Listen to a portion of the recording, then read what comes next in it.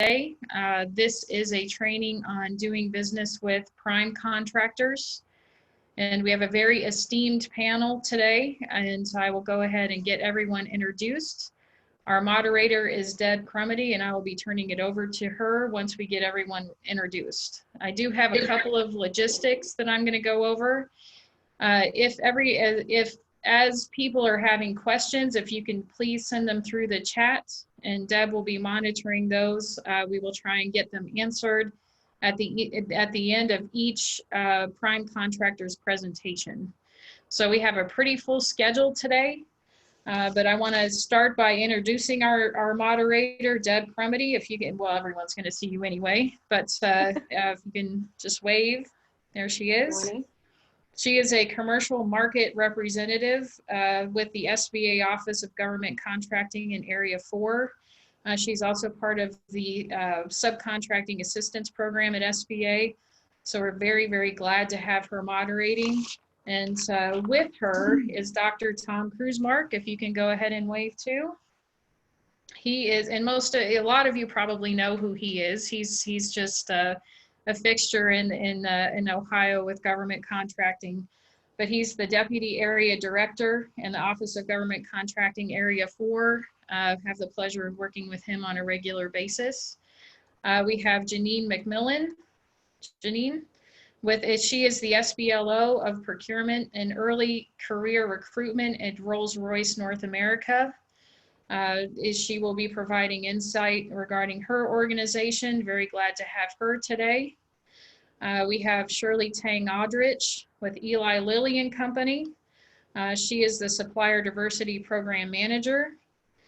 We have Poonam Richardet, the Senior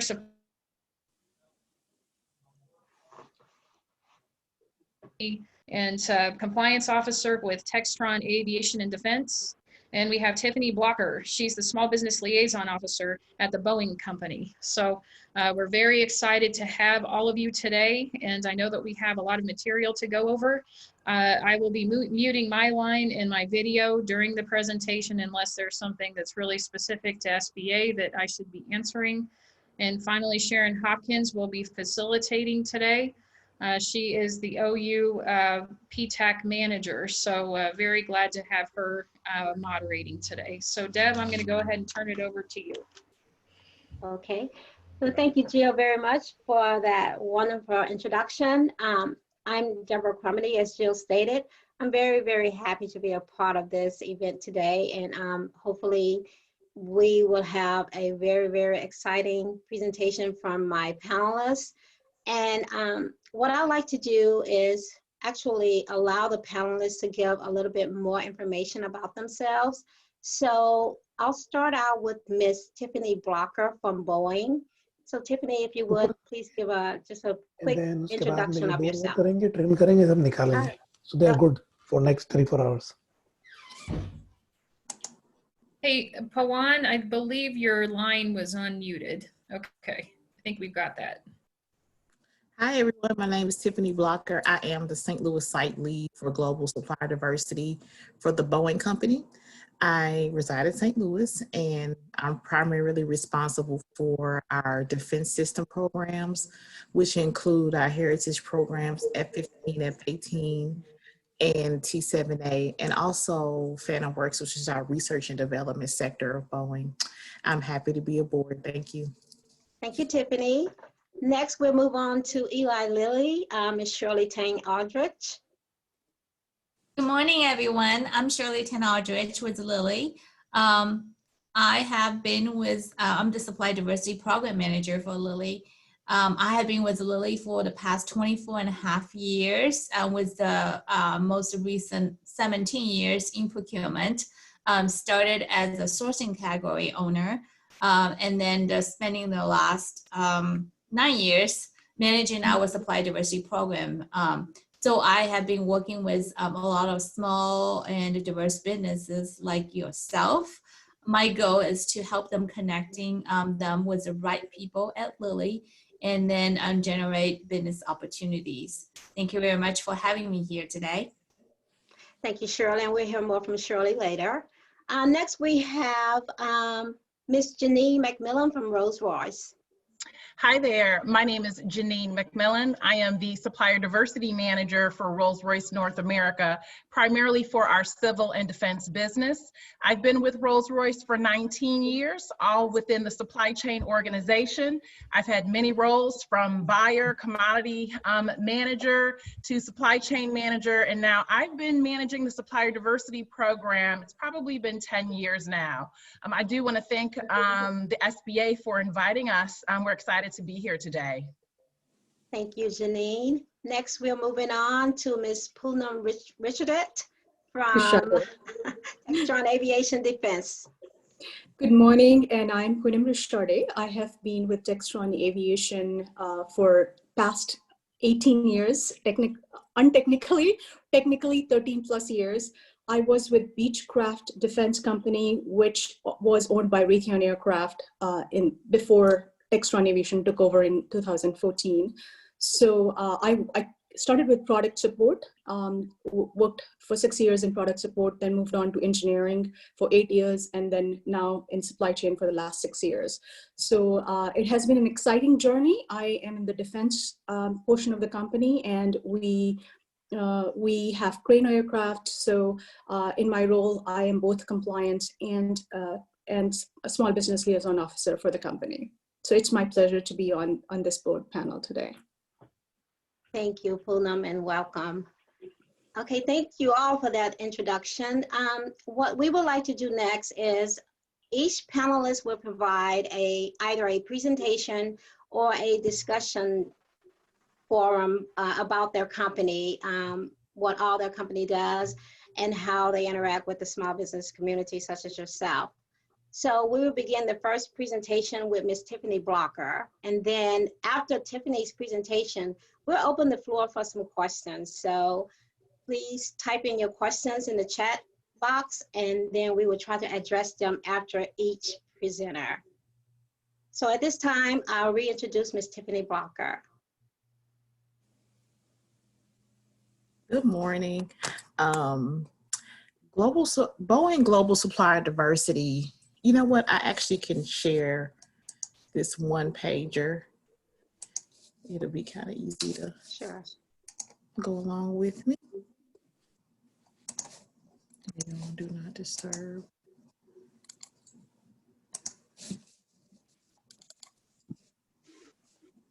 Okay. Let me make this bigger.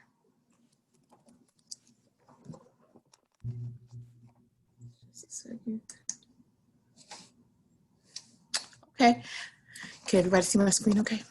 Let's see. So global supplier diversity.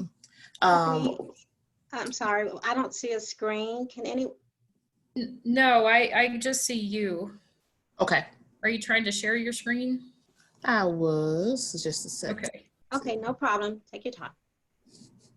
Let me see if it works this time. Screen to share. There we go. Got something? Okay. Yep. This is just a little background noise to help while I'm talking. It's all, some people like visuals. Let's go. No problem. Okay. Make it bigger. Perfect. Okay, great. So global supply diversity. So what we try to do at Boeing, the purpose of our department is to actively develop a diverse supply base. And so given that the nature of what could everybody please go on mute if you're not speaking? Try around. Excuse me, could everyone mute their phones, please? Thank you. Thanks. So these are the things that we set out to accomplish, and the reason that supplier diversity is a department at Boeing. What we are trying to do is actively develop diverse suppliers. We have a robust, as you can imagine, like my counterparts on the panel, we have a robust supply chain list, and it includes some of the largest, most significant companies on the globe. And then we have suppliers that are mom and pop shops that have done rivets for years. So our objective is to make sure that our supply base as it grows, that it's diverse. Because we have learned over the course of time in this industry that in order to grow our market access, we have to have diverse suppliers. So we love to attend events like this, matchmaking, panel discussions about how to do business with primes, attending road shows where we can meet various suppliers, because we love the idea of developing a supply base that includes small and diverse businesses. We develop an enterprise approach to supply diversity and development, meaning that just because I support Boeing Defense doesn't mean that I'm not able to support Boeing Commercial. So if I meet a supplier at an event, or somebody comes to me after this call and say, hey, Tiff, I'm kind of interested in what you're doing, but I probably don't align to aerospace. I probably don't align to something that goes to war or a bomb or a weapon, but I can provide things like facilities and maintenance. We can have a conversation as well, because my team supports the enterprise. So we look at what do we need as a company on a global scale. We also like to streamline our supplier onboarding. So meaning we've come up with a way to close the loop. All of us pretty much meet new potential subcontractors quite frequently. So how do we close that loop? Well, our team is, our approach is to streamline the onboarding. So after we meet you, we like to have a side conversation with you, perhaps a one-on-one, or exchanging core competencies. And then we'll move on to a supplier showcase if we have a program manager or a supply chain manager that's interested. And then from there, hopefully we can get you a bid list opportunity. Now, that trying to become a subcontractor at, these various companies represented here is a marathon and not a sprint. So I'm not trying to make light of that, but we at least give it a great effort to attempt to make sure we have a complete onboarding process. We also like to accelerate the time for supplier identification, development, and qualification. So that kind of goes with what I said above. So after a potential showcase, which means you dial into Boeing, we have a set audience on the phone, like supply chain program managers, to talk about so that you can present your core competencies. We would love to go from there to our webinar series, How to Do Business with Boeing, where you dial in and you learn more about what we can offer. And then lastly, maximize choice of ready suppliers. Again, it's so important to have a pool of robust, viable, diverse suppliers, so that when we win a contract such as T7A or MQ-25, which is our unmanned system, or a new weapon or a new autonomous system, that when we look in our supply base and the government customer says, hey, we have a requirement, Boeing, give us 5% small business goals. We would love to look out there and have a list of suppliers, small suppliers that have done unique things like autonomous systems or unmanned systems, or they have a specialty in a certain type of weapon. So you never know when your ticket is called. You never know when the opportunity comes. So we would love to be ready. Thank you.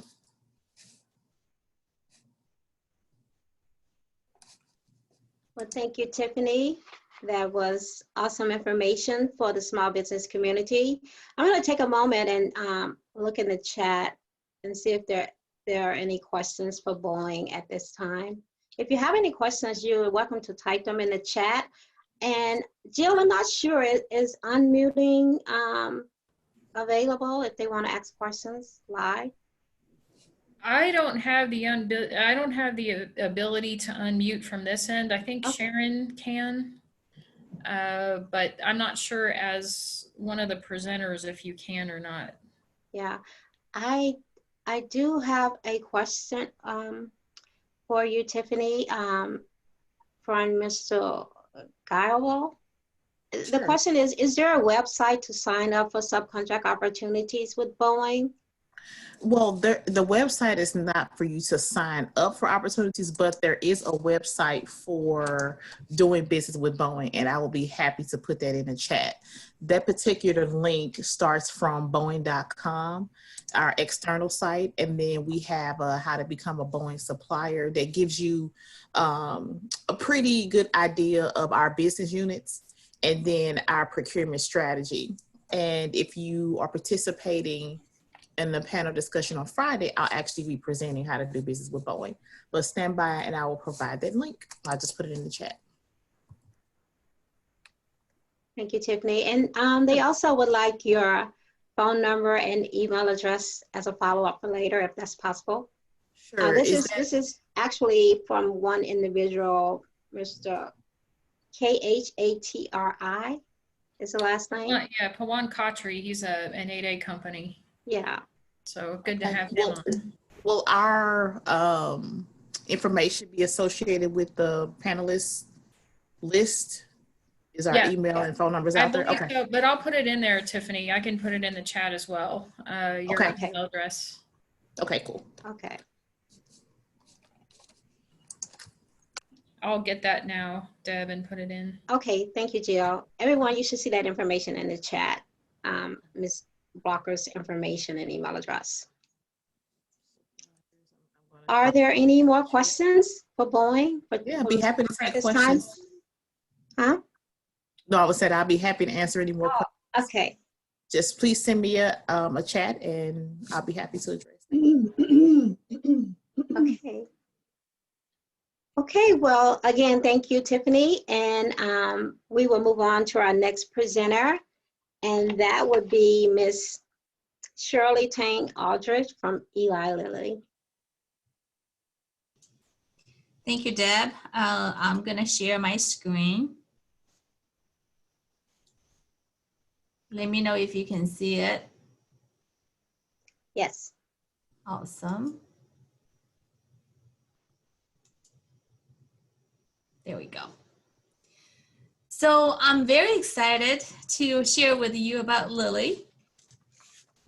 Let me get to the next screen, sorry.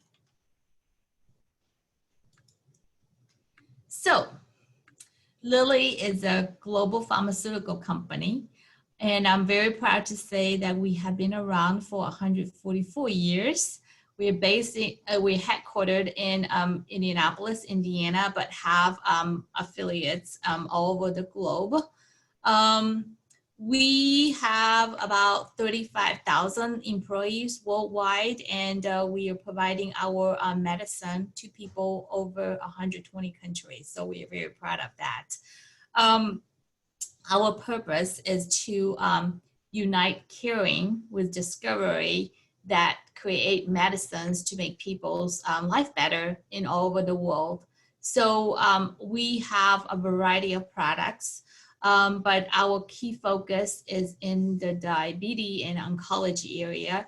So some of the recent products you might have heard might be Jardiance, Trulicity, human lymphodiabetes, and also like Alimta and the Simrenza for oncology cancer drugs. Also Cialis for men's health. So we provide a variety of medicine to the people all over the world.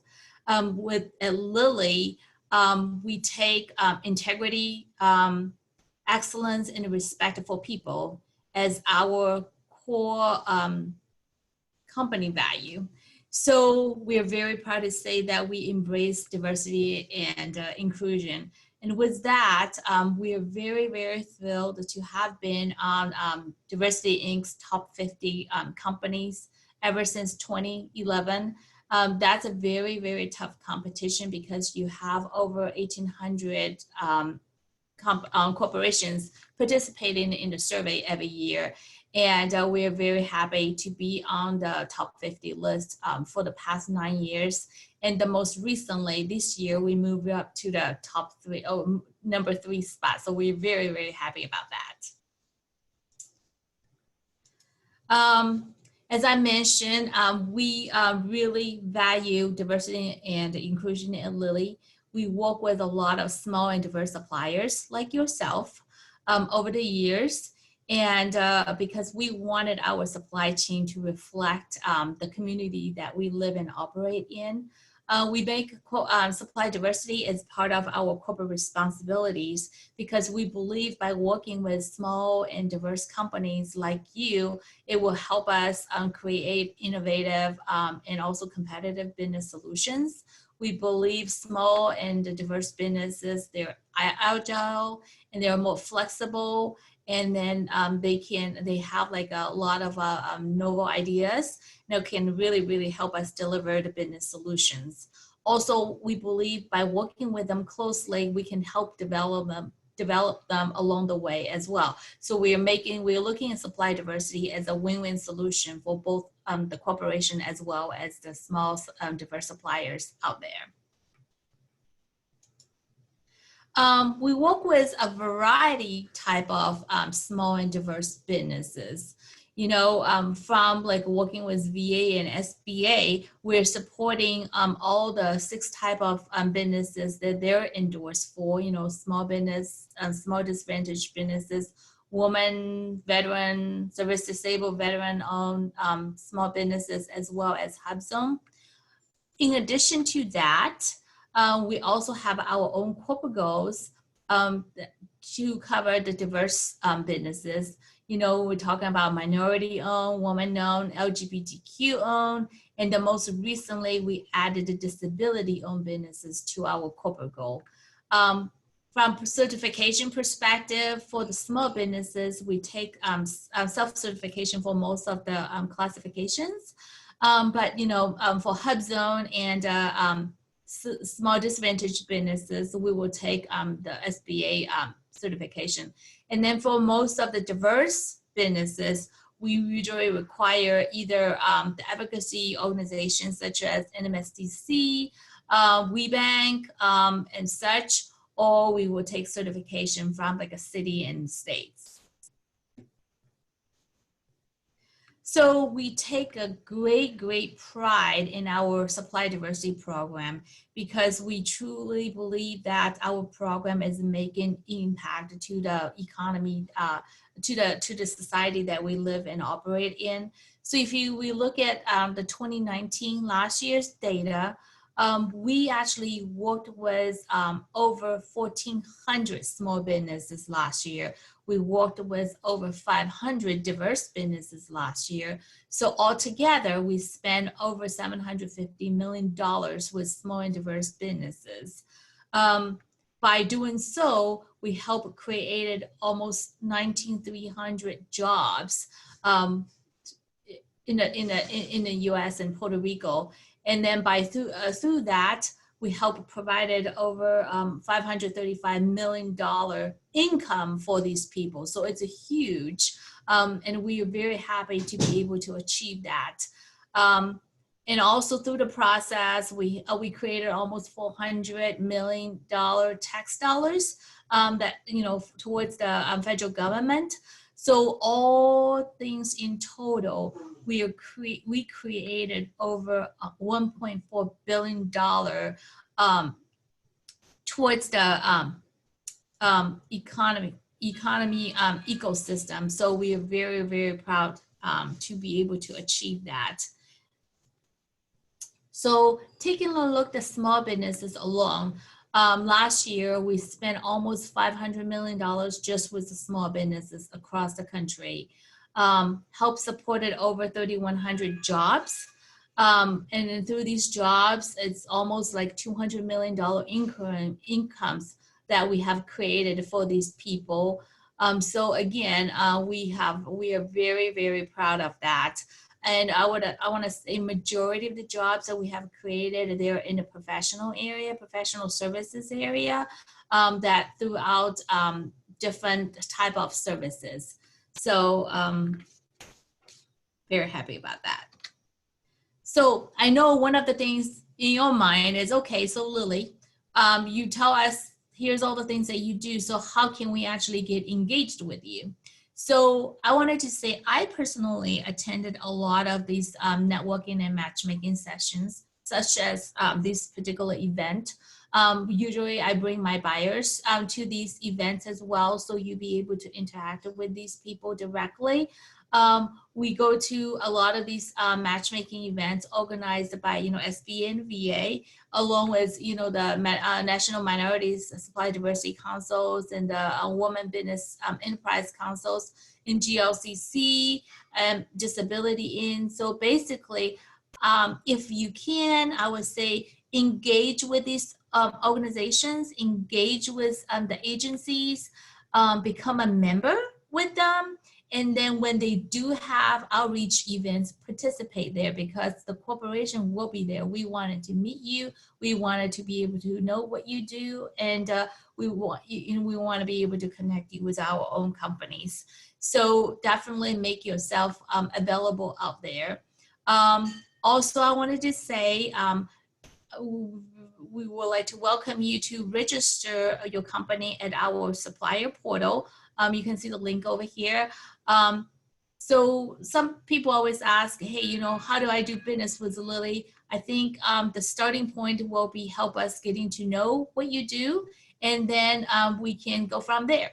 So that's all I have here today, and I just welcome any questions you might have, and I'm looking forward to the discussion later on. Thank you, Shirley, for that great presentation. I'll just check the chat box and see if there are any questions. If you have questions for Shirley, please enter them in the chat box.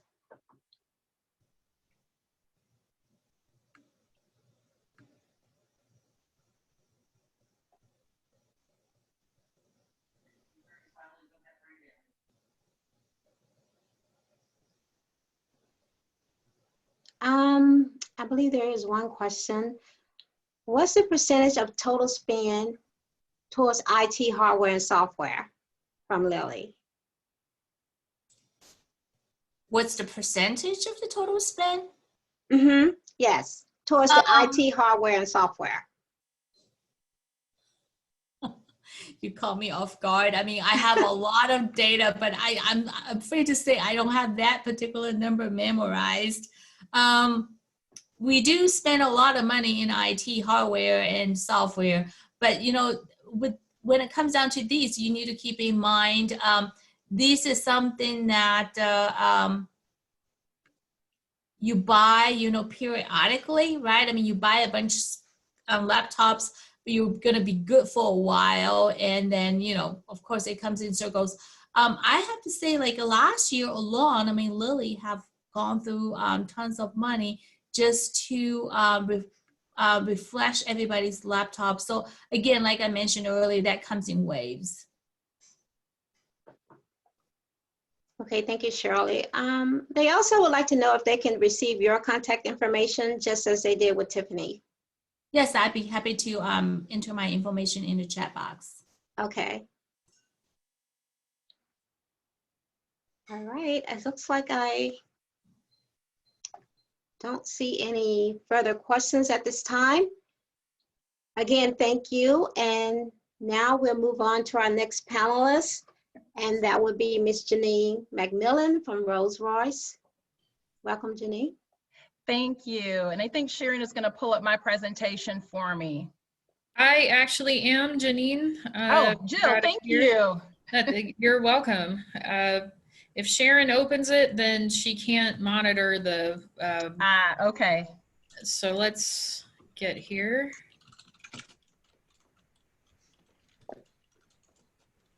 So as we wait for the presentation to open up, I'll just share that as we walk through it, I'll kind of give some highlights on what things people should know who want to do business with Rolls Royce. So here we go. Thanks a lot, Jill. You're welcome. So again, I'm Janine McMillan, and I manage the Supplier Diversity Program for Rolls Royce North America. So if you'd go to the next slide. Let's see here. Might just have to scroll down. Okay, so who are we? We are a leading industrial technology company. And why does that matter? So what you don't see in the picture is an engine or is a car chassis. we do not manufacture cars. And for small businesses who approach Rolls Royce, that's one of their aha moments when they start conversations with their buyers. So first and foremost, as you approach, whether it's Rolls Royce, any company on this panel or any company period, make sure you understand who you're pursuing, right? So we consider ourselves a technology company. We are not in the automotive industry. We are an aerospace defense manufacturer. And for most of you who were already familiar with that, you know that some of our commodities may sound similar to the automotive, but they definitely don't necessarily read across when it comes to materials and processes. So I would say first and foremost, understand who the companies are that you're going after. Next slide, please. So as we talk about, you know, our employees, who are we across the globe? So Rolls-Royce employs over 51,000 employees in 50 countries. We believe in a lot of things, but one of the things that we like to say around our organization is mind your ABCs. And what does that really mean? So our ABCs are about agility, boldness, collaboration, and simplicity. And then quite simply put, we're looking for employees that are flexible, risk takers, they work together, because one of the things that we've understood over time is that there's diversity in thought, and that diversity creates innovation, and we want you to keep it simple. But we do also read that across to our supply chain. So we are also looking for suppliers that mind their ABCs, that are agile or flexible, that are bold. So they're risk takers, they're collaborative, they're willing to work with us and sometimes with other members of our supply chain, and then they keep it simple. Next slide, please.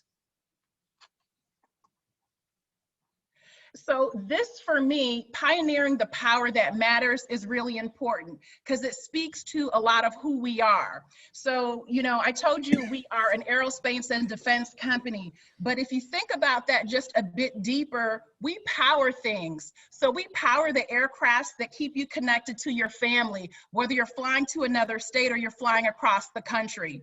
We provide the power that power fighter crafts that protect your national security. So one of the things that we're proud of and really excited about is that we support navies in over 100 companies. So think about that in terms of the power and what we do. So just like we have Tiffany Blocker on here for Boeing, she builds the aircraft, we build the engines that power those aircrafts. So we're really excited when we say we power those things that matter. Next slide, please. So now I'm going to get into, and you can advance to the next slide, Jill. So I want to talk about a little bit about our business. So for those of you who just realize that we're not an aerospace, that we're not an automotive supplier, I just want to share with you some of the industries that we're in and how our business is broken down. I will say that these are pre-COVID numbers, so I'm not going to really get into the data at the bottom of the screen. I just want you to understand who I support and how our business is divided. So we have 3 sectors. So we're in the civil aerospace business. So what does that mean? So that means, again, Tiffany makes the aircraft, we power those aircraft. So those are the commercial engines that we support, and these are global numbers. We're also in the power systems industry. And so for those of you who didn't know, we also make engines that power nuclear stations, and sometimes our engines even power small cities. And then the defense business. So I'm going to spend a little bit of time there. I'm actually in the defense business. So we have 150 customers in 100 countries.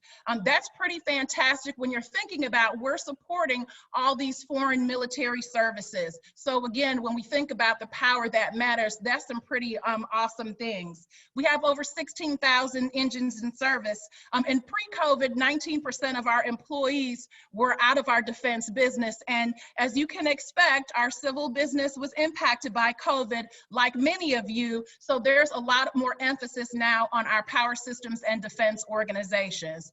So when I think about the supplier diversity program, or when you think about the supplier diversity program, I'm pretty much supporting the civil and defense businesses. I do support our power systems organization, but in a different capacity. Defense further breaks down into marine. So the aero and the marine businesses are rolled into that defense organization.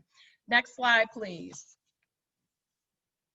So I won't spend a whole lot of time on these numbers, but again, these are just some overviews, and you can keep going, Jill, because this was, you know, I included this before thinking, hey, these are probably a little bit different now because of COVID, but I did want to give you a feel for where our numbers are. So again, you'll see a lot of the emphasis in the civil organization. There's power systems, and then again to defense. You can scroll, and I'll tell you, you can keep scrolling. There's our defense, ITP Aero, which is another company of Rolls Royce, and then just over to the last slide, just to give you a feel. So, you know, what kind of organization are we? So we filed 830 patents. That was just in 1 year in 2019.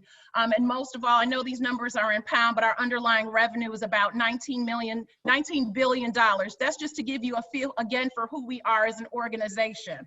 So I felt like I needed to just at least provide that level of detail for people who are new, who are thinking about pursuing Rolls Royce.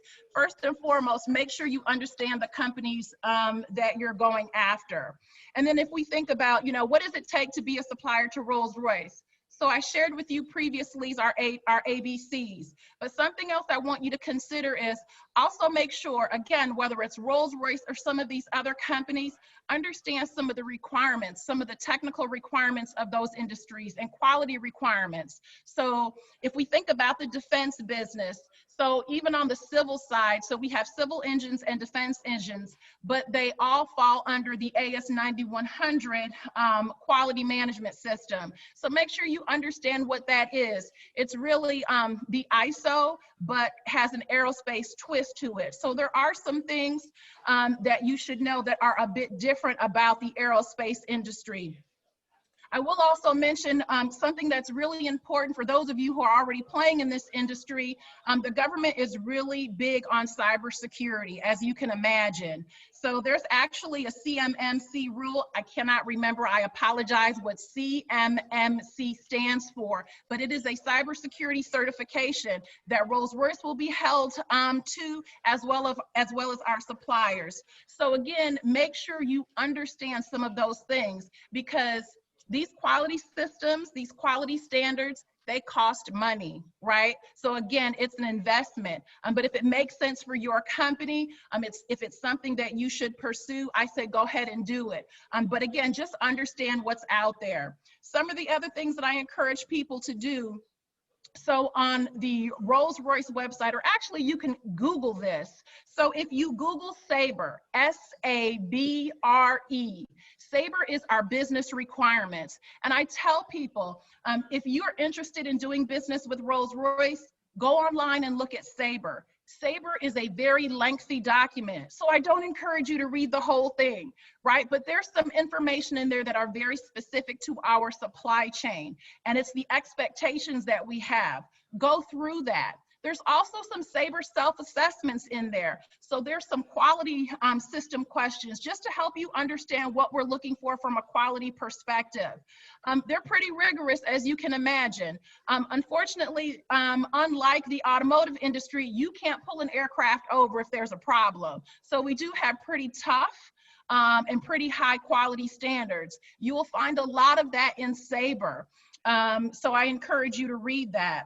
I also encourage you to go to the Federal Acquisition Regulation. So at FAR Clause 52219-8, what you will find are the various categories of small business that Rolls-Royce is looking for. So you saw them actually listed in Shirley's presentation, but what I also tell suppliers is to make sure that you understand those definitions, make sure you understand how the NAICS codes can impact your size standard. So if this is the first time you're dealing with federal contracts, understand that primes, yes, we will do business with small businesses. We want to do business with capable companies, period. So small businesses and large businesses. We believe in the diversity of the supply chain, right? But one of the things, and that's a part of understanding the customers that you're going after, is understanding that we are trying to live up to that standard in the FAR. right? So understand what it means to be a woman-owned small business.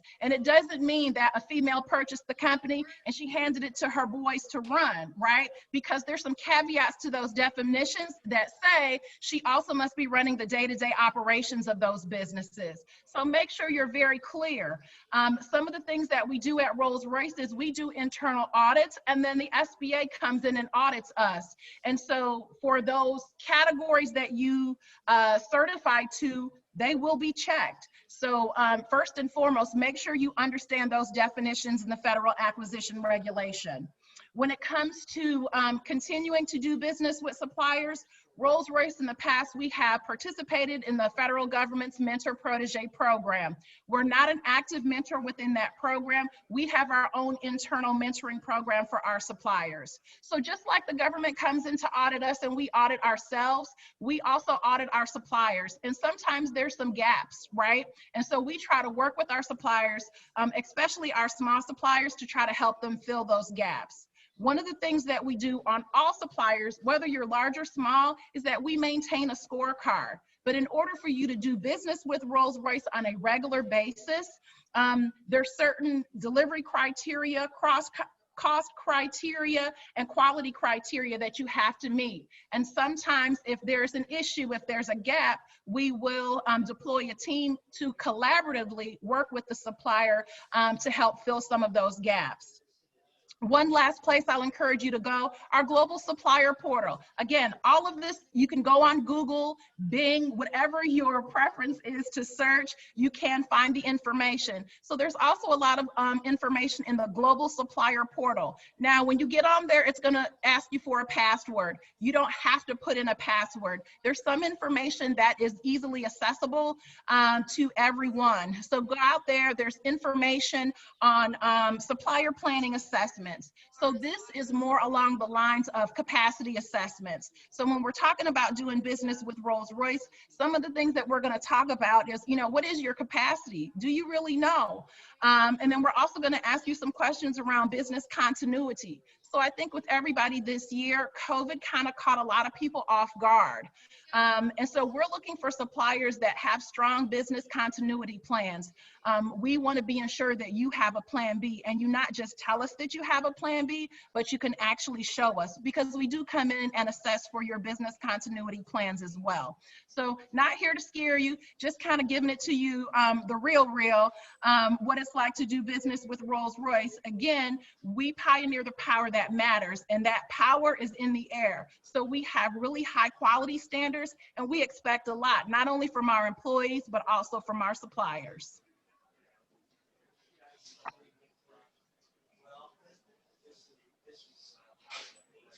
I don't know if there were any questions that came in, Deb. Oh, thank you so much, Janine. I'm sorry, I was on mute. I apologize. That's okay. So let me move to the chat box and see what we have. Oh, someone did say that CMMC is Cybersecurity Maturity Model Certification. That's it. That's a big one. It's a mouthful, isn't it? Yes, that's a big concern for the small businesses that are in information technology. The SBA has some information on their website about that. And, I just want to throw in a question real quickly, Janine, to you. You mentioned that model. Does Rolls Royce have any way or opportunity for small businesses that may already be in your existing pool? Do they train those small businesses or assist them with that certification? So one of the things that we do, so each quarter I host a small business webinar, and we actually did a focus. One of our webinars was on cybersecurity. So one of the things that we tell suppliers as we work with them, especially small suppliers, is we're not trying to turn you into a mini Rolls Royce. We're not trying to do that. We're trying to provide tools to help you pursue whatever it is that you're trying to do. So in the case of CMMC, I brought on our technology folks to talk through what did it really mean. They point to the standard and recommend to the suppliers some of the resources that are out there that are available to them. So I think we're still trying to figure CMMC out. I'm not the expert. There's a whole team deployed. So again, we were encouraging suppliers to make sure they do their research, because even as potential suppliers or people who want or are suppliers to Rolls Royce, there's an expectation that they'll meet that standard. Unfortunately, I'm not the expert in it. There's actually somebody on my team who works in that environment. But again, the resources are out there and we kind of point people to those resources. Sure. Now, Janine, is it possible to enter your information in the chat for everyone as well? Yes, I'll do that, definitely. Okay, I have another question. How can, a small business is asking, how can they get an invite to the quarterly small business webinars that you provide? You know, it's interesting. Today I run those webinars for our existing suppliers. In 2021, I'm going to try to reach out to other organizations within Rolls Royce to see if there is interest to pull more of us together and probably open those up to the public. So I'm actually going to take a note on that to remember. I'll probably have to put something out on our website and push it out maybe through the SBA to make people aware that those webinars are coming up. Sure, sure.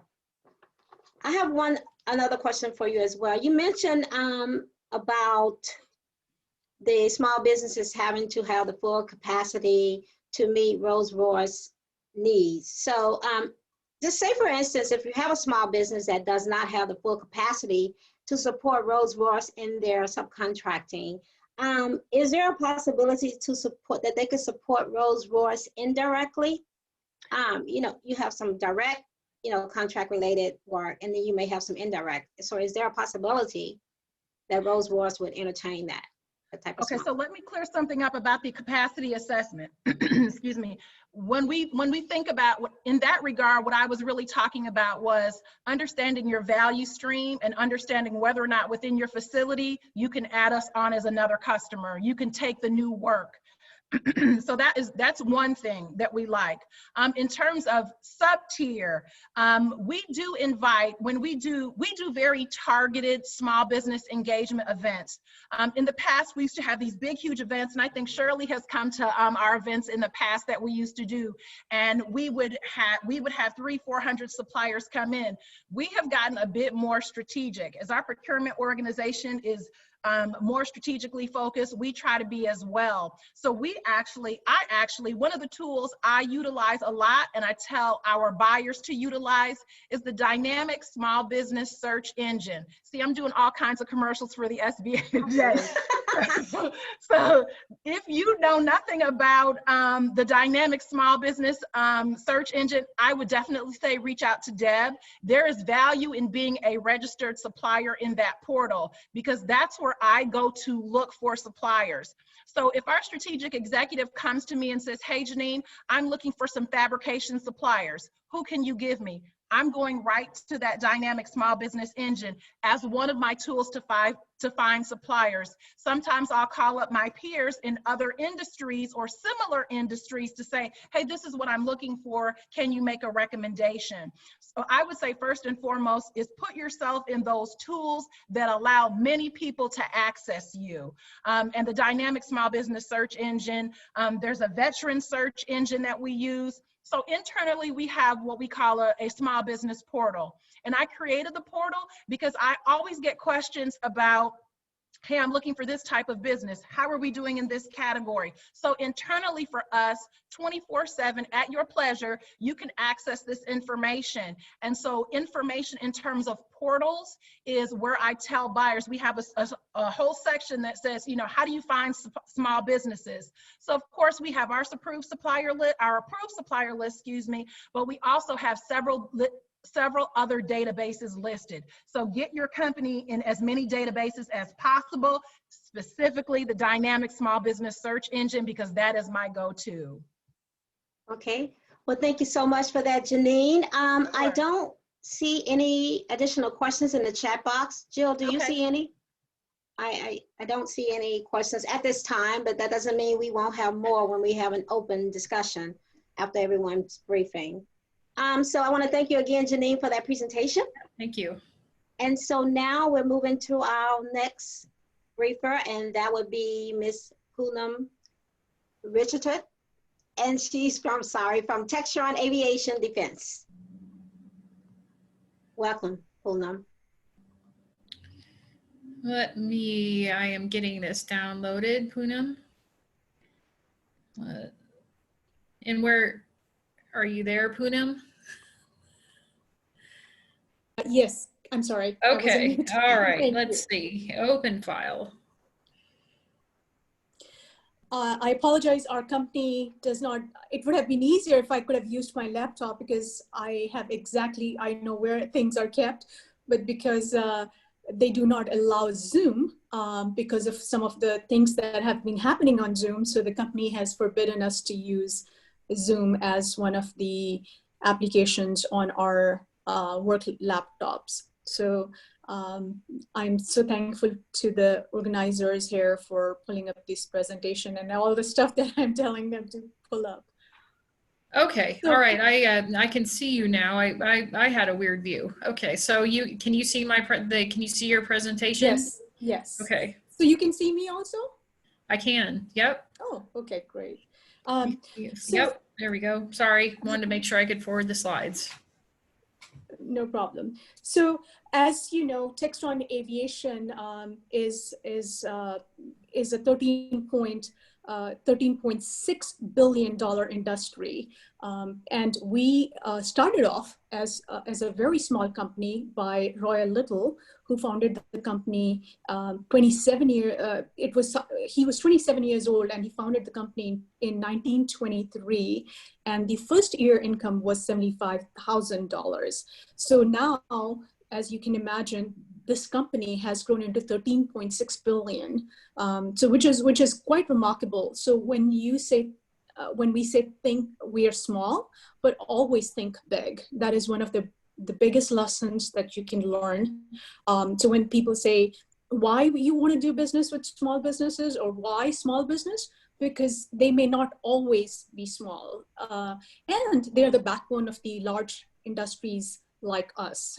And because we started off as small. So and of course, we are in 25 countries. We have 35,000 people employed.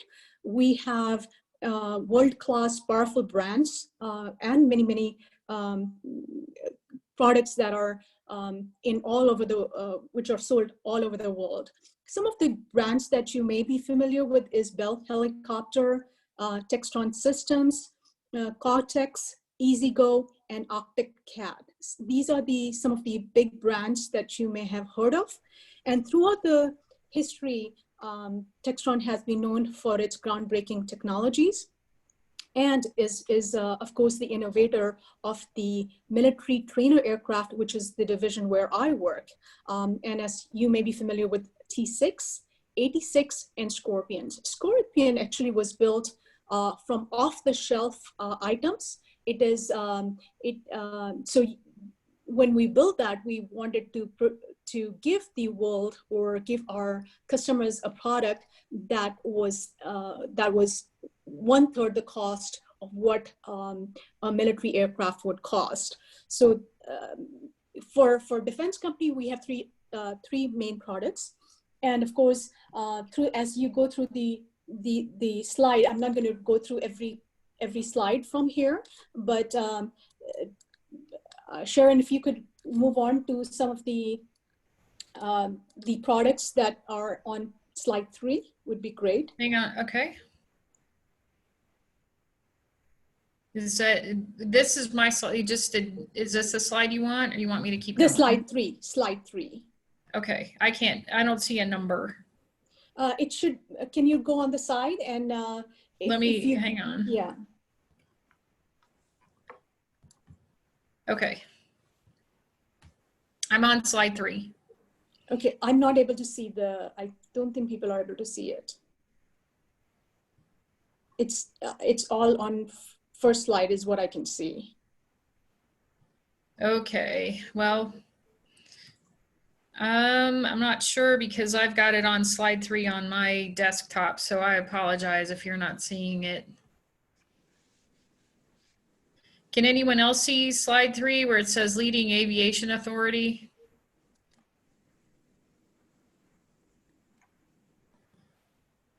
Deb, are you able to see anything? Well, I only Hey, see Jill, the first slide. are you in the actual presentation, Jill, or is it from the I am. Let me hit stop share and I'll go ahead and go back in. Let's do that. Okay. Yeah, and I think everyone's telling you that we were seeing it from your email. Oh, you were seeing my Yes. email. That's Yeah. embarrassing. Perfect. Yeah, Nobody needs to Perfect. see that. Now it is. Okay, That's let why me I get asked, are everything you else out of here. right? And just go from the presentation mode. That way. Yeah, everyone okay, can- let me see. Yes, perfect. Sorry, Now we can see. everybody. That's, Yes. is that it? Yes. Yeah. Perfect. All right. So Textron Aviation Inc. is the parent, is the one of the subsidiaries of Textron Inc. at the top. So Textron Inc.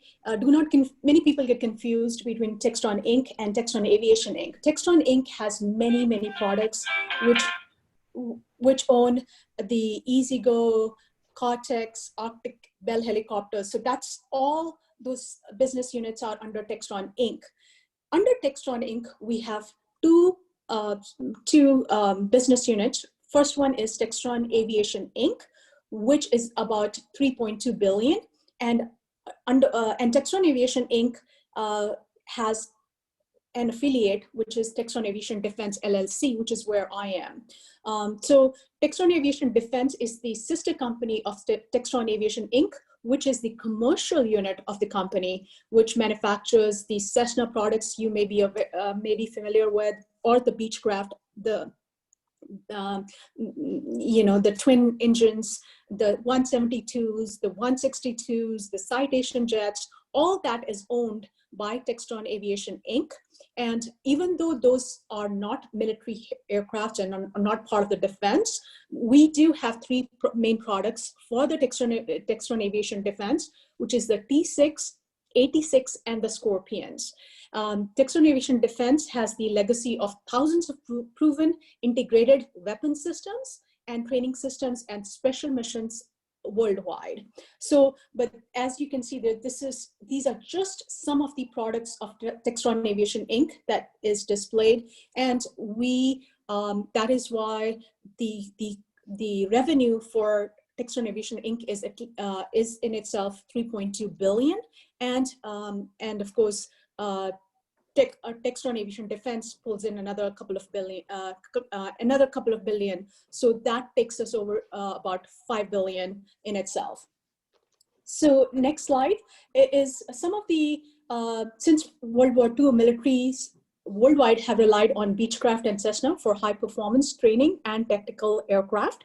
Textron Aviation's defense technologies and engineering techniques equipped the warfighter with exceptional readiness, and some of the things that we are leaders in, as you can see here, the slide will tell you, we support the engineering supports, lowest acquisition, training, and total life cycle costs, produced and missionized in America Heartland. So all these are some of the systems that the company supports. And some of the, next slide, some of the built in American, some of our relationships that are, you can see from this slide here, is that we have 30 to 50 year programs built, enduring relationships throughout our broad base of manufacturing support, supplier support. We support 12,000 employees. We have 1 billion payroll, and 2.45 billion supplier spend, which is a huge supply base that we support. And at least between Textron Aviation and Defense, we at least have currently 7,000 suppliers on board with us. So this is where one of the things that I want to point out to you, in order for, it's very competitive. So if you want to make a mark, if you want to enter and become a part of Textron Aviation's supply chain, the best thing first of all is find out who we are.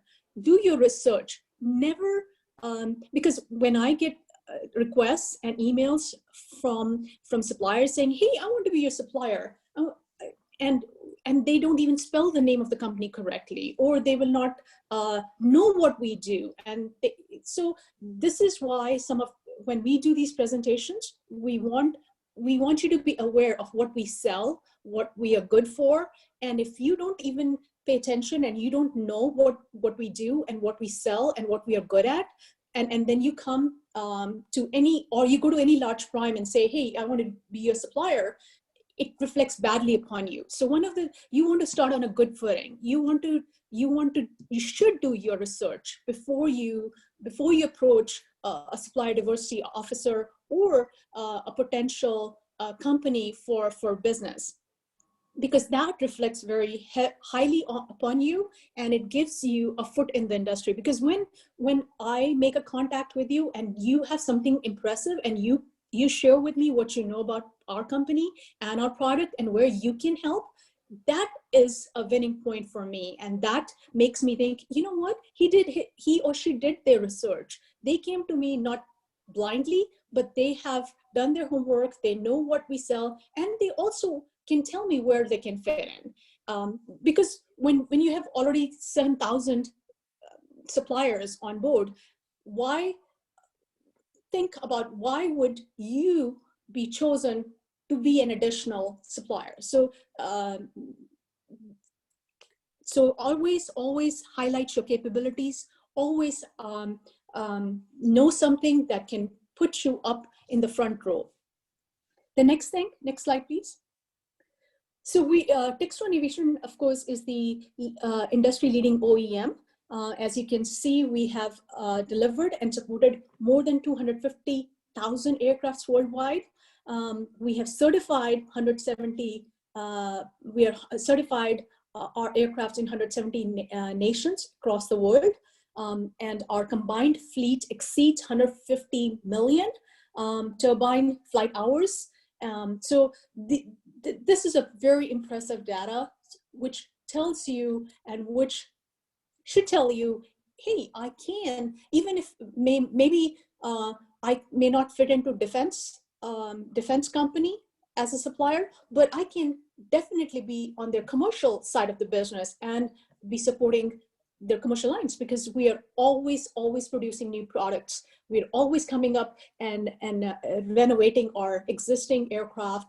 And when the defense side, which is where I am, goes and we get asked by the Department of Defense, hey, can we get your King Air?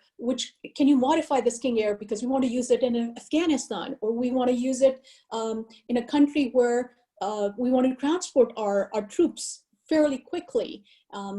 So those are the things that even where you can fit in on the commercial side as a supplier. And then when we can also, if you are already registered in Small Business Database or in SAM's database, it's easier for me to see your certifications and compliance and know that you're complying with what we need and you have certified those things. So another thing that I want to stress is many suppliers, they do not want to fill out the vendor certifications or get into the databases that are so important for us and other large suppliers like Rolls Royce and Boeing, for us to be able to verify that you are a legit supplier. You're not debarred from doing business with the government. You you have your certifications all into.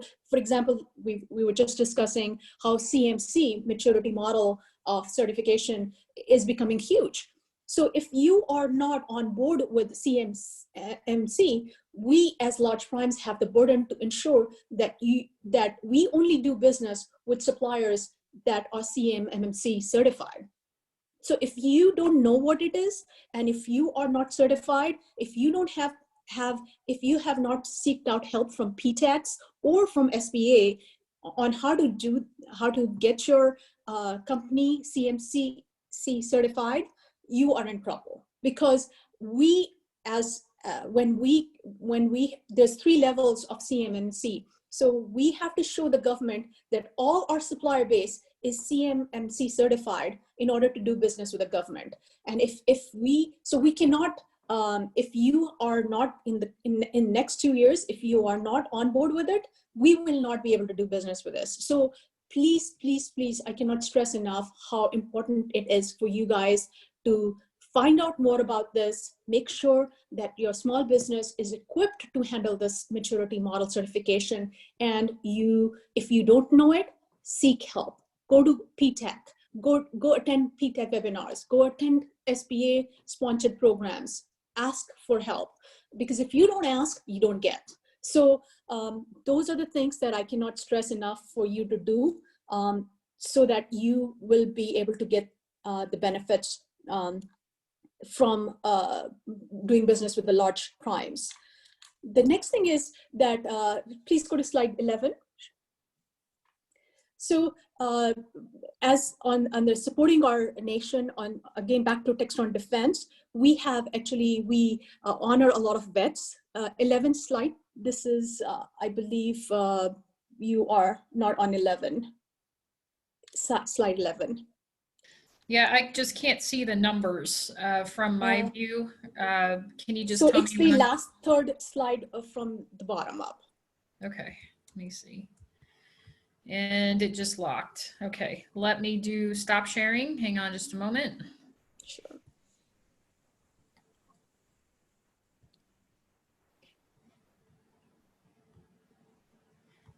Go into this one. Yes. Yeah. If you Okay, see, I can see on the side, on the left-hand side, the Yeah, slide I'm numbers. pulling up a different view here. Yes, this is a Okay, good so this view. is the right one? Yes. So yes. Okay. So we are big on veterans. The defense company at least has. No, It went you've to the gone- wrong one again. Okay. Yeah. Hang on. Sorry about this. No problem. Just for, I can leave it here. Let me see if I can, hang on. Let's do this. Nope. I don't know why it's doing that. Hang on.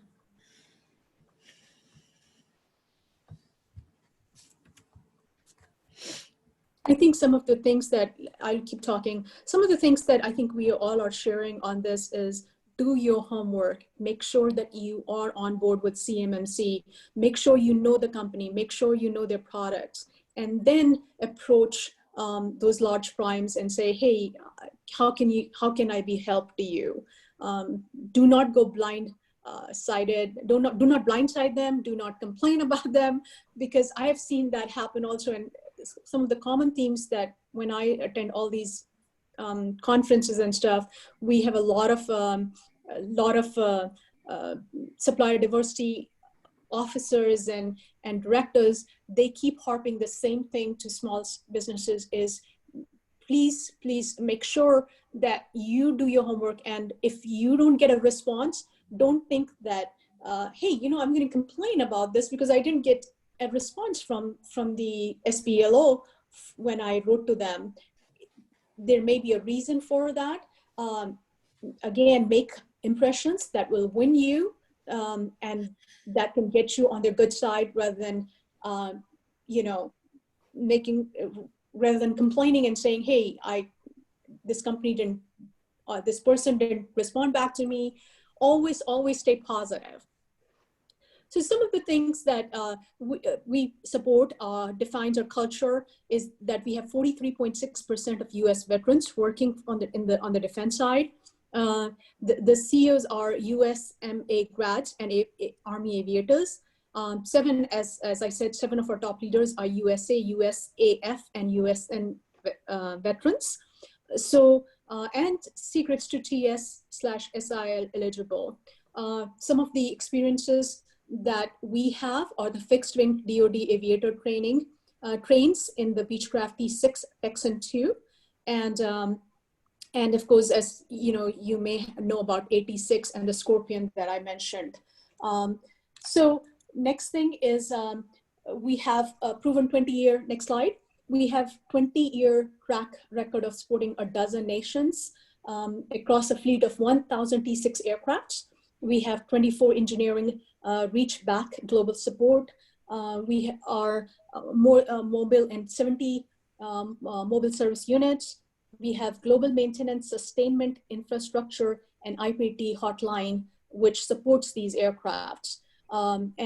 So we are, the last slide, which is basically tells you we are one team winning together, and we believe in the four big values of Textron is being human, being trustworthy, being collaborative, and being legendary. And those are the values that are incorporated, whether it's within the employee base or within our diverse supplier base that we have.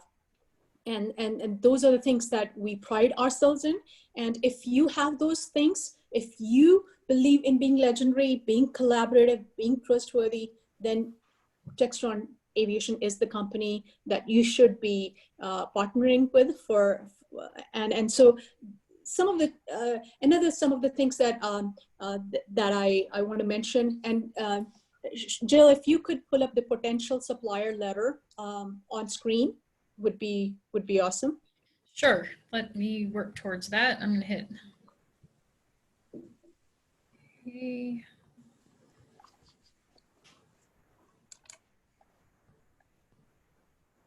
It's called potential supplier letter. Okay, hang on. I had it. Just let me get in here real quick and I'll. Sure. So while Jill is pulling, it's in order to become a supplier, it has a website where you can log in. It's an external website, and you, depending on, before you schedule a call with the supplier diversity or with a commodity manager, I would highly recommend that you go through this letter. You visit the Textron portal. You will see the information. It's very easy to maneuver through the website. You can see where to go, how to become, doing business with Textron Aviation. This is the letter that has, and that can be shared, Jill, with the prospective suppliers if they want. Okay, very good. Yes, and this is where you can, if you are interested, it has the website. It also has what happens when you provide information, what suppliers should do when making contact and completing the above. And one of the biggest factors that you need to know is timing is very, very important. If there is a need, the buyer will, once you're registered in this potential supplier database, then that stays forever. So when a buyer comes to me and says, Poonam, I need a new machining, small supplier, then at that point, I go to the potential supplier database, pull up all the small businesses, and especially if they are, if they have extra socioeconomic categories like they're veteran-owned, hub zone, small, women-owned small business or disadvantaged small business. The more socioeconomic categories they have, it's a better prospect. To be honest, it's a better prospect for a company to have small businesses that have multiple, that are certified in multiple socioeconomic categories. And so I will then pull up that list and I will send that to the buyer. The buyer then gets together with a Ariba vendor master team and the QA, and with collaboration with both those teams, they get the small business set up in the system. Once they are in our ERP system, which is called SAP, you are good to go. At that point, in fact, you're good to go once the buyer contacts you and says, hey, I'm interested in your capabilities, entrust me. You have a lot of great stuff that I need, and timing is perfect for me at this point. So I want you to, here is paperwork. I need you to provide me with such and such items like your income, your registration, your SAMS registration, your small business registration, because those things are those are compulsory and mandatory for our business. We have to have suppliers who are registered in those databases because of our flow downs, because of again, the certifications that are dictated by the contracts flow downs. So in order for us to give a small business a chance, we have to see those certifications. So and then the QA has to approve that supplier. They have to make sure that all the I's are dotted and the T's are crossed out with that supplier. And once you have filled out the paperwork, you have the blessings from the vendor master team and the QA team, you are good to go. And then anytime there's a contract which requires we need to get products from you that you can provide according to the NAICS code, that's when you are on board. And so, but this great letter will tells you and gives you as to what to do, how to do, and it's a very nifty letter that will, so some of the things that we are looking for is completion and understanding of the information provided on the website, current market conditions, current and anticipated production requirements, your capabilities, qualifications, current systems-based capacity, and completed confidential agreement and small business ownership. So your socioeconomic, status. So again, thank you, and looking forward to it. Once you are registered, once you registered here, that email automatically, that registration comes to my inbox, and I will then, I will forward that to the sourcing and the buying team. Thank you again. Very good. Thank you. Deb, do you want to see if we have any questions in the chat? Well, thank you, Poonam, for that. We appreciate that. Let me check the chat box and see if we have any questions. I don't show any questions at this time. Poonam, is it safe to provide your information to the attendees? Okay. Yes. Would you like to type it in the chat box for us? Okay. Let me. If not, I can do it, or whomever. There was a question about the presentations, and I believe I replied that it would be at the presenter's discretion as to how they would want to distribute their briefings. Is that true, or will you distribute your briefings to the audience? I'm sorry, could you say that again one more time? Will you provide your presentation to the audience? No, that the PowerPoint is not is allowed, but the potential letter is definitely something that you will require, and that will help you register and in the potential supplier. That can be shared with the audience. Okay, not thank the you. Actual, yeah. Thank you. Okay, Because well, that concludes. Oh, I have another question. I'm sorry. They want to know if they can get a direct link for the opportunities of becoming a new supplier for your company. There is a direct link there's no direct link to the opportunities, because that again, as it's based on need and the, it's done, that is something that the buying and the sourcing teams have on their end. But what this letter provides you with a link to the potential supplier database. So this way, at least you can get in there and knowing the products, what there are, if you've done your research, and timing. And if you follow up with me, once you are there, send me an email and saying, hey, Poonam, can you, we attended your webinar through the Ohio Virtual Outreach Seminar, and could you please see if our capabilities are something that your buyer needs? I would be more than happy to engage with you and to get you to the right person. But the needs vary, and the opportunities vary. So depending on, and of course this year has been terrible for, I think, the entire industry. If we can't move the aircraft out of our hangars, we definitely are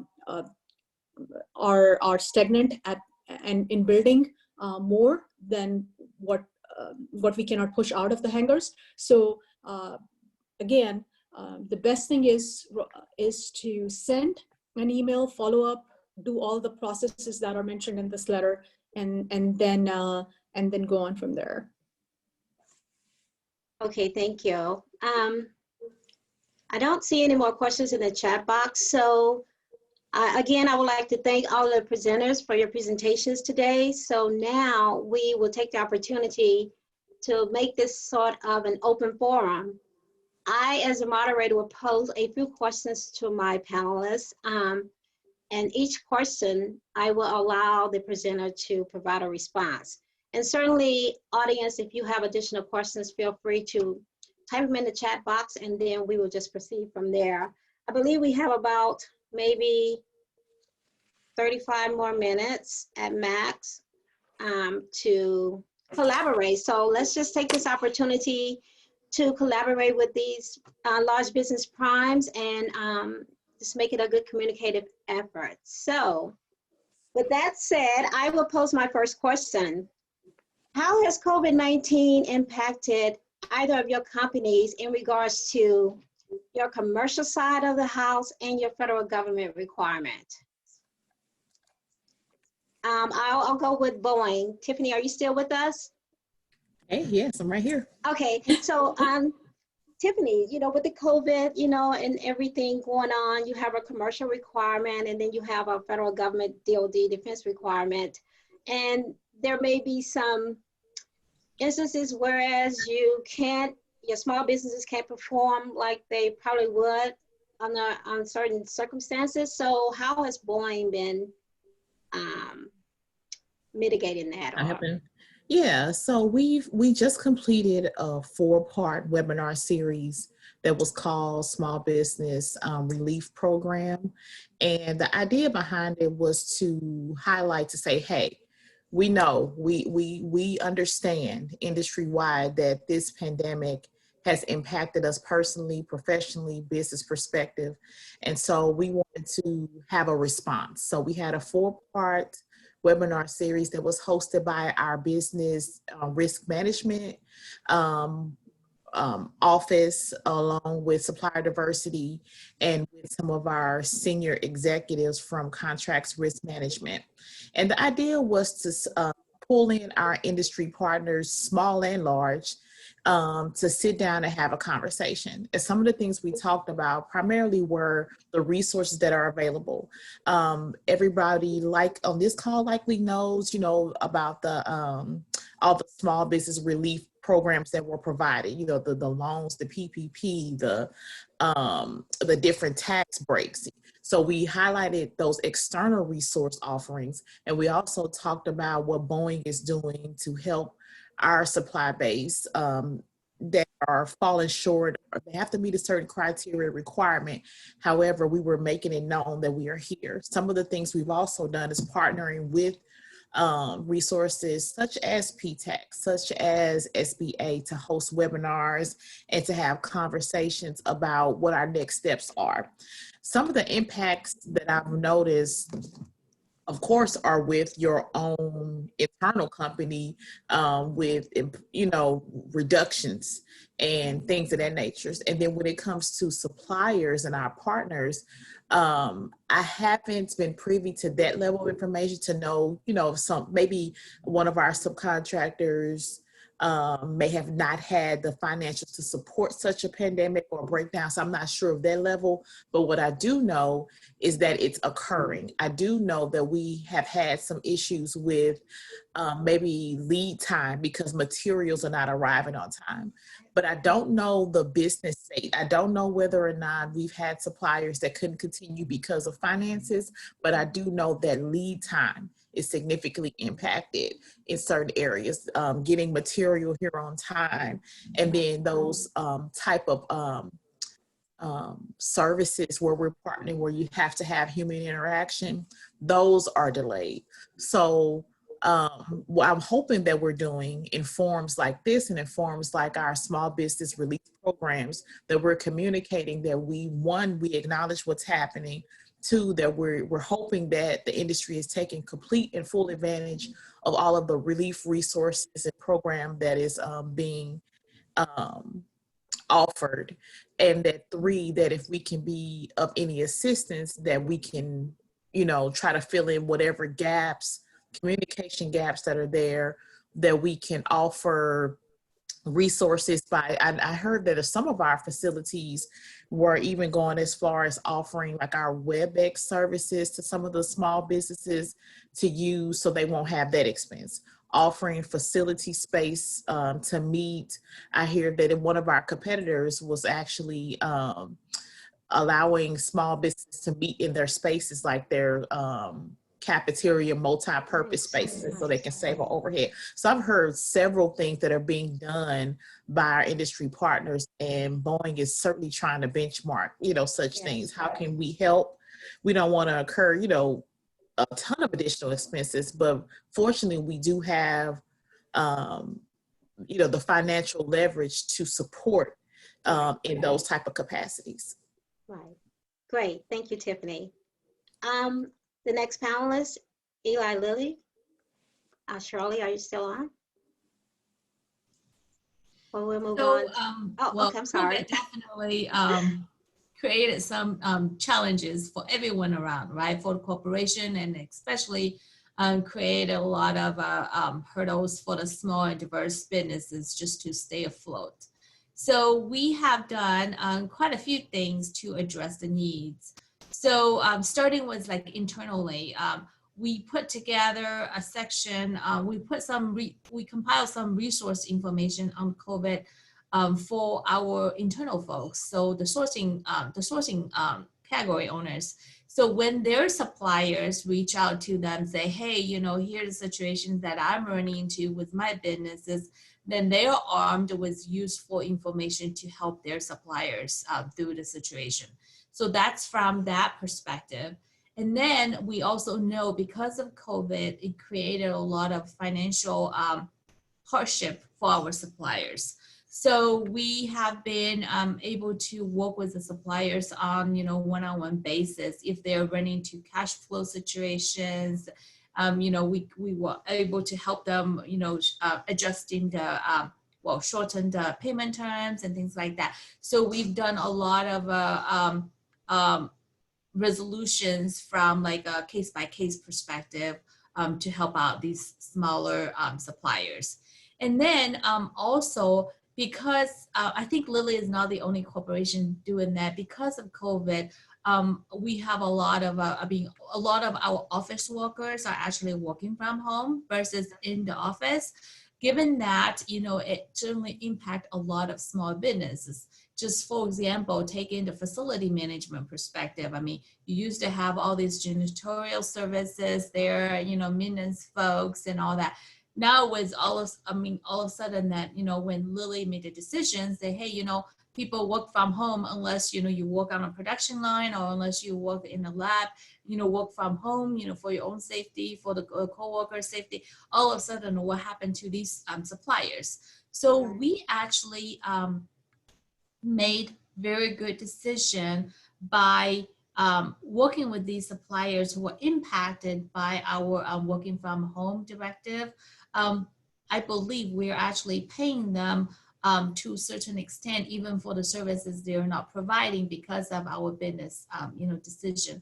So these are just some of the examples on what Lilly is doing to help these suppliers. We also partner with the advocacy groups, with their webinars and, providing information to their members. So yeah, that's what we are doing. Great. Thank you, Shirley. Janine, do you have anything for Rolls Royce? So I can echo a lot of what Lilly and a lot of what Boeing talked about. I think first and foremost, that word business continuity management came up, right? But in this situation, even your plan B may have been an issue. I would say from a supply chain perspective, particularly on the defense side, we didn't see a whole lot of disruption. There were things handled on a case-by-case basis, but we did a lot of the same things, right? So we hosted webinars. We wanted to make sure that our small businesses were aware of the resources that were available. So we kind of followed that same model and just make sure that people were aware of information. Rolls Royce created a COVID-19 task force. Our supply chain representative stayed in contact with our suppliers because we ultimately wanted to make sure the supply chain was well. They had opportunities to work and what the overall impact was going to be on us. I would say, fortunately for us, a lot of our suppliers on the civil side are also defense suppliers.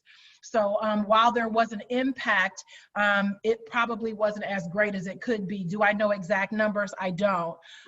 But I do know several of our civil suppliers are also our defense suppliers. So I think while there was a hit on their business, it wasn't in most cases as big as it could have been. Great. Thank you. Yep. Poonam, do you have anything from Textron? Any additional? Yes, I think I echo my Yeah. counterparts there. Right. We are having the same issues. But what we have also done is our VP, senior VP of supply chain, put out letters. We started communicating once in March came and we started shutting down, and of course, Textron Aviation was not, fortunately, was not at a stage where it is one of the businesses that had to be closed. So we were given flexibility in being able to work 1 week on campus and 1 week from home. And we did the same thing for our suppliers. And we reached out to them one-on-one basis. We took care of the payments. If we made a list of all the suppliers for the defense company, at least, that had reached out and said they were impacted and they needed to be paid, or they could not supply us because we are in defense, and we had a lot of most of our stuff actually we get impacted because Boeing and the big large primes, they get the first priority, and so our supply chain gets very disrupted. But because of the fact that we, like for example, the ejection seats, we have a lot of foreign suppliers because we have a lot of FMS sales.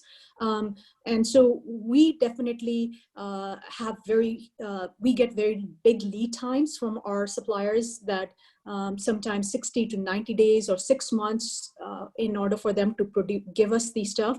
So I think we did one-on-one with most of them, and then if they, we gave them financial relief for the period.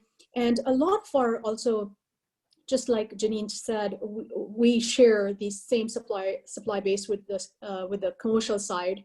And so even if they may not be able to help us on the defense side, but they did get opportunities on the commercial side, and that work was not disrupted as much as actually on the defense side, because of the fact that we have a lot of FMS and US specialized military sales that are, again, it's owned by the large primes and foreign companies rather than the small companies.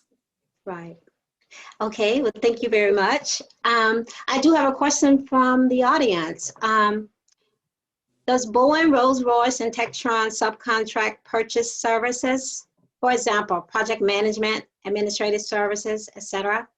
I think Shirley mentioned that Eli does, but does the other companies have such opportunities?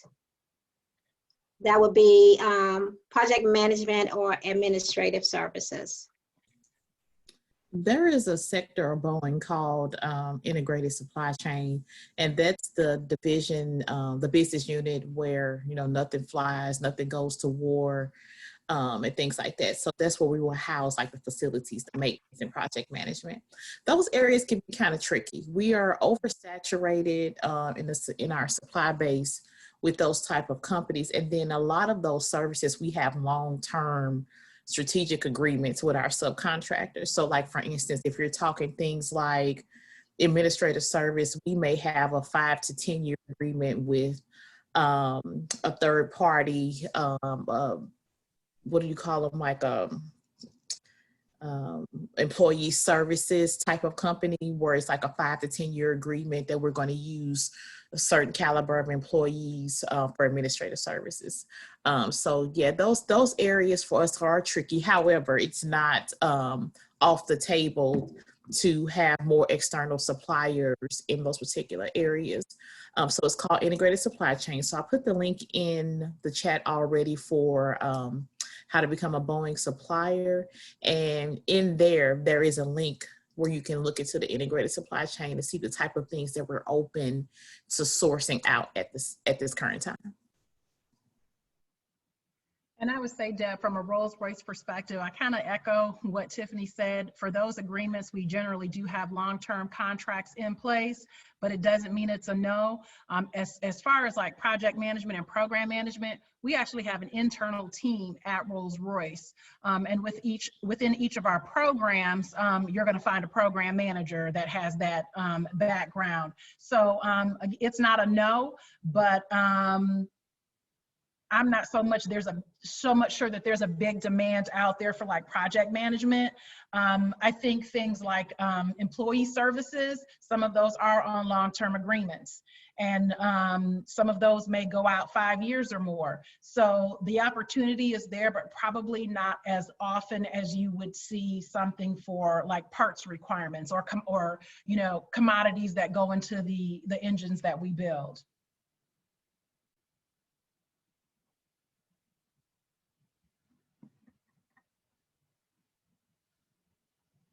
Did we lose Deb?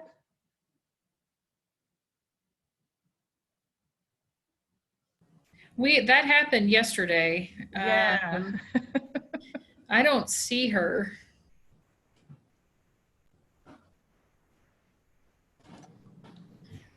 Oh, well, I can ask a question while she's rejoining. I can ask the panel. If you're able to participate next week on the 17th and the 18th, what types of materials should small business have to meet with you? Do you encourage capability statements?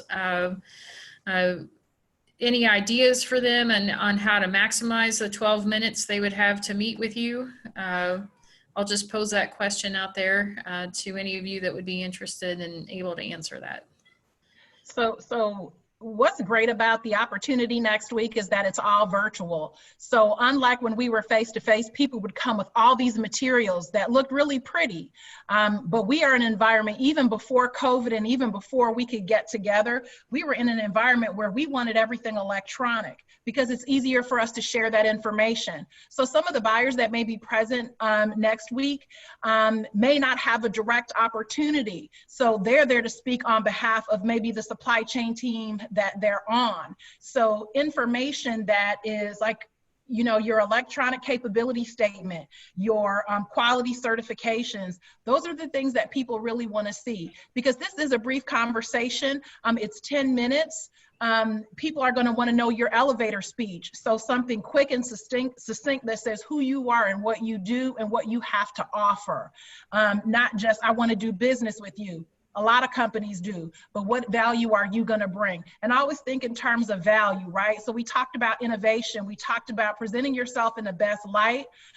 So what solution are you going to bring to the table?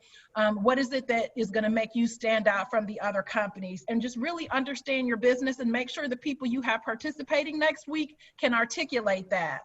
Because if they can't, that's going to be an immediate turnoff, because it's going to give the impression that that's the representation of how you manage the rest of your business. And if I'm in the defense industry and I'm looking for parts because I'm trying to support the war effort, I can't have a supplier that can't tell me or can't articulate what it is they do and why, and what they have to offer. I agree with what Janine has said. Also, I will also suggest that you prepare some case studies. And I would say, think about the suppliers, think about a corporation that you targeted to meet, and then do a little bit homework on them. Maybe go to their website, look at their pipeline, look at what type of business they're in, look at their, understand if there's any specific regulation for the particular industry.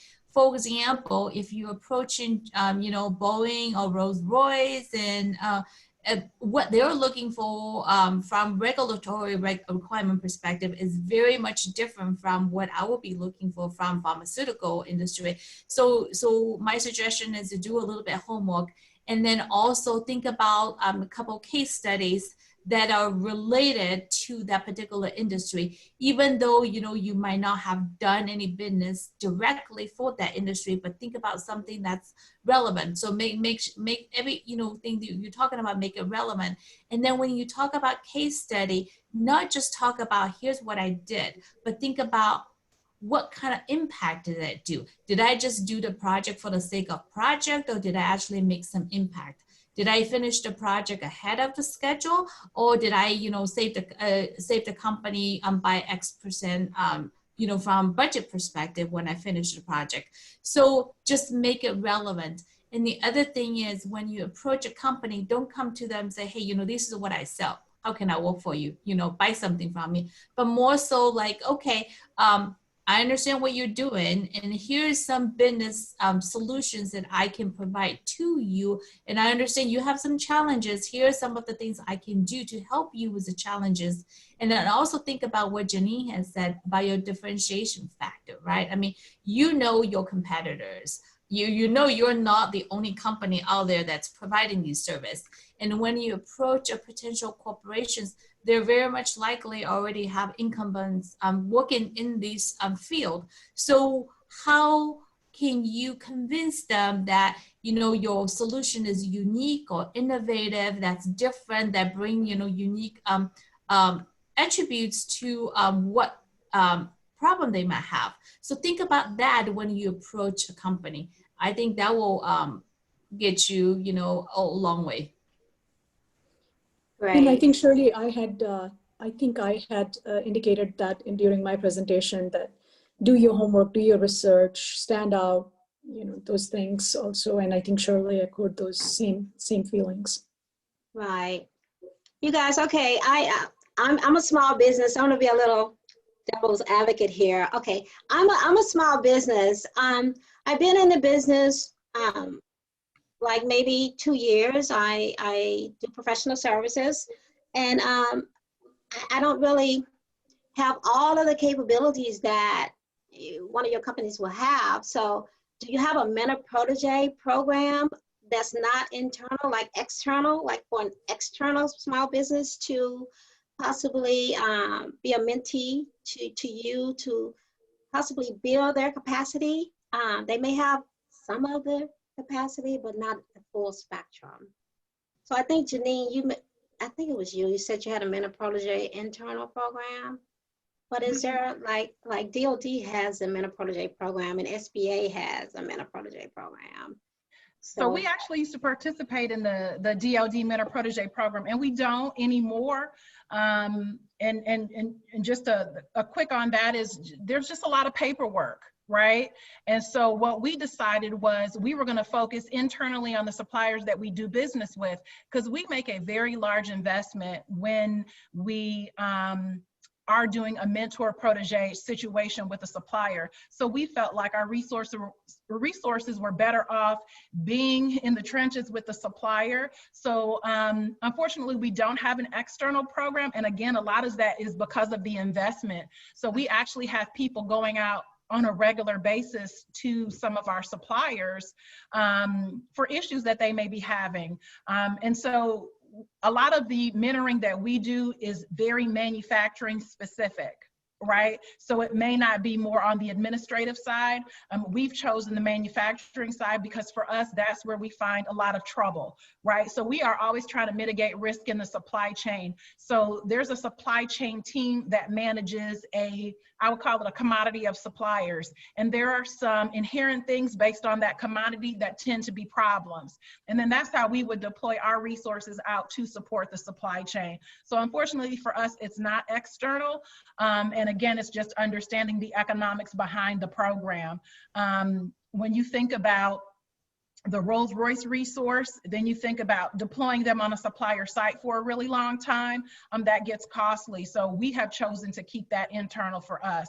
I don't think externally is, totally off the table, but I think the way the programs are structured today, it is very paper intensive, right? And so we just chose to keep that internal to the suppliers, eliminate the paper, and let's use, KPIs and other things to determine, are we headed in the right direction? Are we getting the supplier to where they need to be?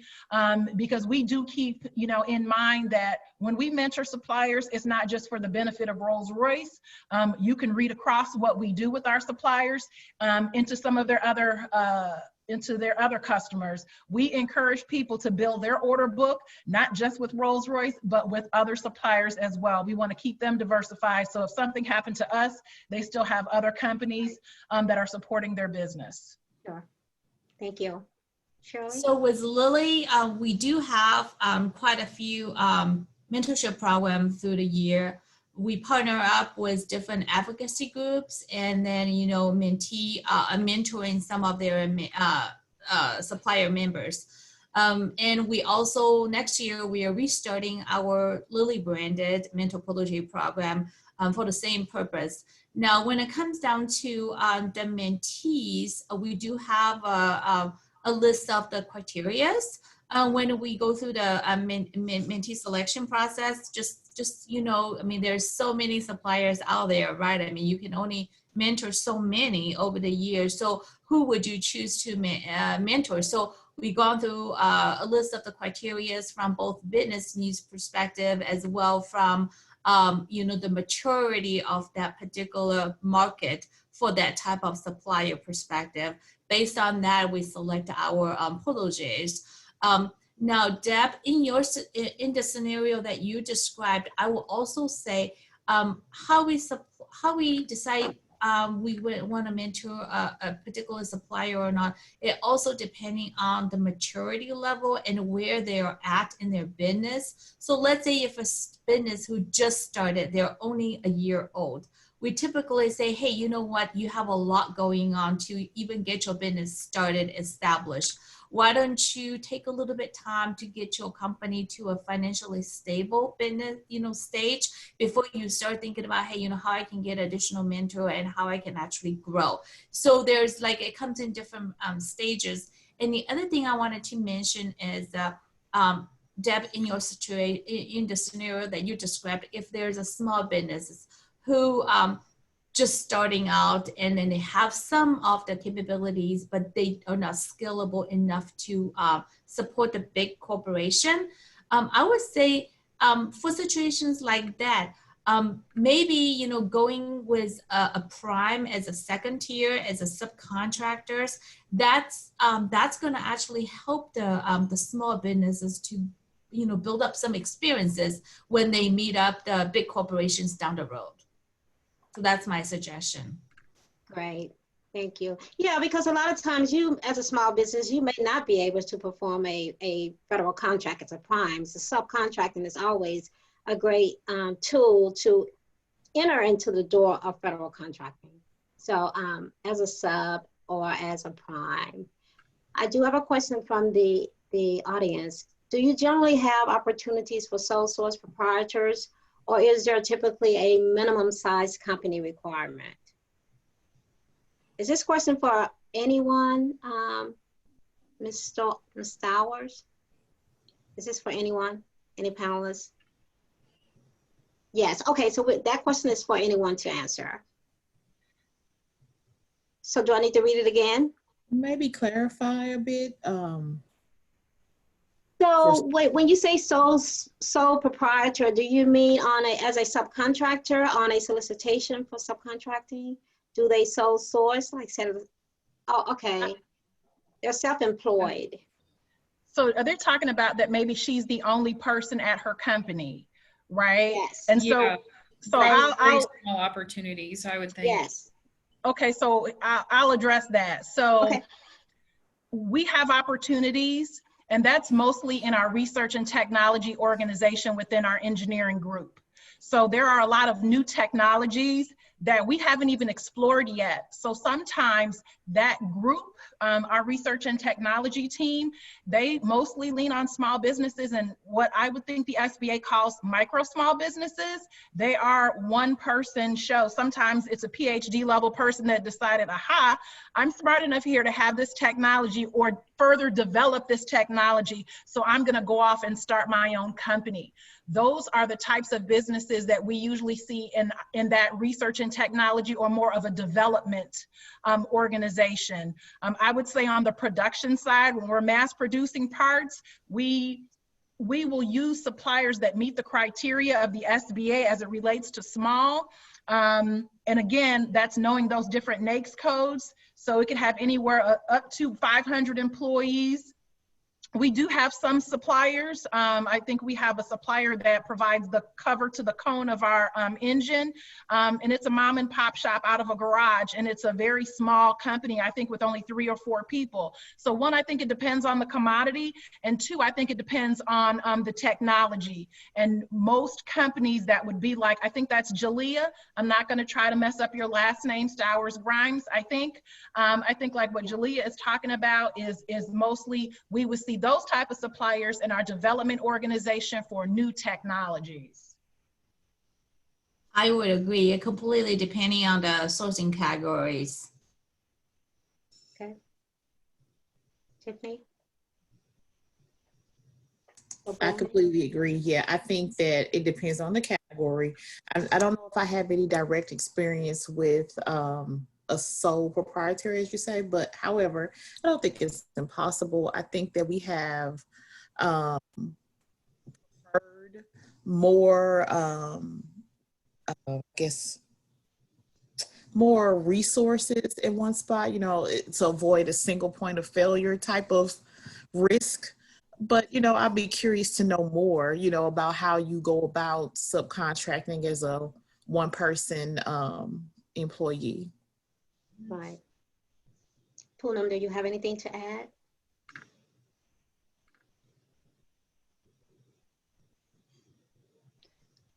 Okay, well, I do have, this is an SBA plug here. Many of you mentioned, you know, how small businesses can go to your site and doing business with your company and how you have particular registration forms on your website that they can fill out. So my question to you, are you familiar with the SBA Subcontracting Network application? Educate us. Yeah, no, you caught me off guard on that. So it's a good plug for the SBA. I'm putting on my commercial marketing hat here. So the SBA has a subcontracting network. It's an application, it's web-based. And that is something that we encourage large prime contractors as yourself that's doing business with the federal government. Like when you have solicitations or you're looking for small businesses to add to your pool of vendors, you can publish that information on the website. A lot of our small businesses may not have complete access to your website, or there may be some questions that they have. So if you could publish all of your detailed, specific information to that application, a small business can go out and search by state. They can search by company name, anything, any solicitations you can put out there, any outreach events that your company has, you can publish that as well. And any sources, so just say you're looking for new small businesses to add to your database, to your pool of vendors. You can publish that on the SBA website, on the subnet as well. It's a link to that subcontracting network on the SBA webpage, but I can certainly forward that information to you via email. So Deb, is that the old ProNet? Is that what you're talking about? That's the old ProNet, okay. Yes. I didn't know it had a new name. It's the subcontracting network now, but okay. you know, certainly you have to register, you know, in the GLS system, but I think it's a great tool, and we are revamping that application as we speak. And I think a lot of small businesses, as long as we communicate that to them and they know it's there, they'll go out and look for those opportunities that you have. And like you said, Janine, like your training, like when you do your training sessions, you can publish that out there because that's an outreach, okay. you know? So just things of that nature, just to be mindful of that. That's one of the tools that SBA has. And of course, your CMR, I can communicate. I work with the BOSs, like with Jill and Tom Cruise, Mark, the Procurement Center representatives. So we all are in this together. We work together and for the betterment of the small business community. So just wanted to leave you with that. And are there any additional questions from the audience? Oh, sorry. Okay, someone just wanted to thank, they say that it is an informative session and they're looking forward to helpful level sets. And thank you to everyone. And I certainly appreciate Jill and Tom Cruise, Mark, including me on these events. This is my second one. I look forward to the next one. It's very informative and I really enjoyed the pool of panelists. Thank you so much.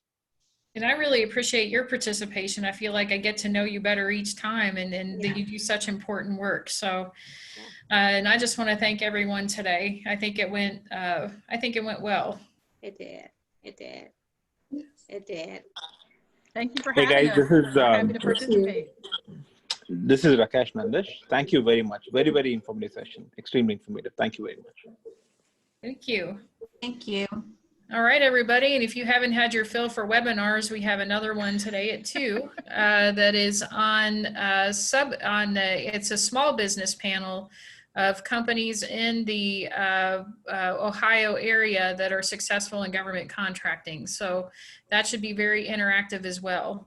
And hopefully those of you that participated today will have an opportunity for the panelists that have registered for the matchmaker to meet with them one-on-one. So very exciting stuff. I hope everyone has a good rest of your day. I really appreciate it. Thank you, You too, Jill Thank and you. Deborah Thank and you. Karen. Thank you guys. Have a great day. Very good. Have a good day. Bye-bye. Bye. Bye. Bye-bye.